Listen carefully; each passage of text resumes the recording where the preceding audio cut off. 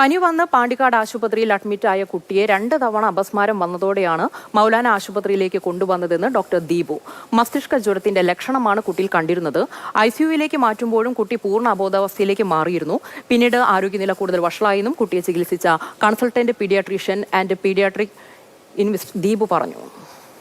ഞങ്ങൾക്ക് റെഫർ ചെയ്ത് വരുന്നത് 15-ാം തീയതി രാത്രി ഏകദേശം 8:30 മണിയോട് കൂടിയാണ്. പാണ്ടിക്കാട് PKM ഹോസ്പിറ്റലിൽ നിന്ന് അവിടെ പനിയായിട്ട് കുട്ടി അന്ന് രാവിലെ അവിടെ അഡ്മിറ്റ് ആയിരുന്നു. പാണ്ടിക്കാട് എത്തുമ്പോഴും ആള് നടന്നു തന്നെയാണ് ഹോസ്പിറ്റലിൽ എത്തിയിരുന്നത്. പക്ഷെ ഭയങ്കര ക്ഷീണം ഉണ്ടായിരുന്നു ആൾക്ക്.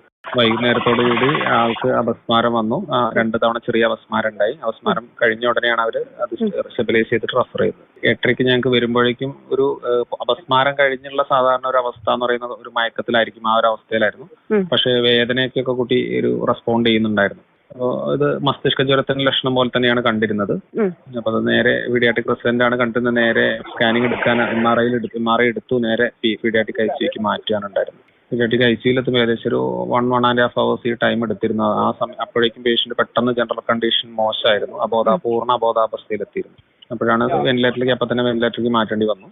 എന്നിട്ട് നമുക്ക് ന്യൂറോളജി ഡോക്ടർ കൂടി കണ്ടിരുന്നു. അപ്പോൾ അതിനുശേഷം നമ്മുടെ മസ്തിഷ്ക ജ്വര നിർണയത്തിനായി പിന്നെ കുട്ടി കുളത്തിൽ കുളിച്ചൊരു ഹിസ്റ്ററി മദറിന്റെ അടുത്ത് കിട്ടിയിരുന്നു. മദർ സ്കൂളിൽ നിന്ന് എങ്ങാണ്ട് 2 പേര് വേറെ പോയി കുളിച്ചു എന്ന്. അപ്പൊ നമുക്ക് അങ്ങനെ വരുമ്പോൾ സാധാരണ ഒരു അമീബിക് എൻകഫലൈറ്റിസിനൊക്കെ സാധ്യത ഉണ്ടായിരുന്നു അമീബയുടെ മസ്തിഷ്ക ജ്വരം. അപ്പോൾ അതിന് ഉള്ള ടെസ്റ്റ് പെട്ടെന്ന് നോക്കണം എന്നുകൂടി ഉള്ളതുകൊണ്ട് നമ്മൾ അപ്പൊ തന്നെ നട്ടലിൽ നീരൂത്തി ടെസ്റ്റ് സാമ്പിൾസ് എടുക്കുകയും അമീബയുടേത് അപ്പൊ തന്നെ അന്ന് രാത്രി തന്നെ നോക്കിയിരുന്നു. അതിന്റെ ലക്ഷണങ്ങളൊന്നും കണ്ടില്ലായിരുന്നു. പിന്നെ ഒരു ട്രക്കിംഗ് ഹിസ്റ്ററി ഒക്കെ എല്ലാം നമ്മൾ മെയിൻലി സാധാരണ പെറ്റ്സ് എന്തെങ്കിലും ആനിമൽസിനോട് കോൺടാക്ട് ഉണ്ടോ എന്നുള്ളതും പിന്നെ ട്രാവൽ ഹിസ്റ്ററി ഒക്കെയാണ് ഇതിൽ ചോദിക്കാറുള്ളത്. നമ്മൾ ട്രാവൽ ഹിസ്റ്ററി ഒന്നും നമുക്ക് കിട്ടിയില്ലായിരുന്നു.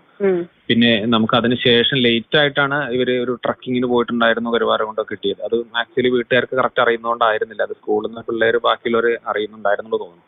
അതുകൊണ്ടാണ് അവർക്കും കൃത്യമായിട്ട് അറിയാതിരുന്നത്.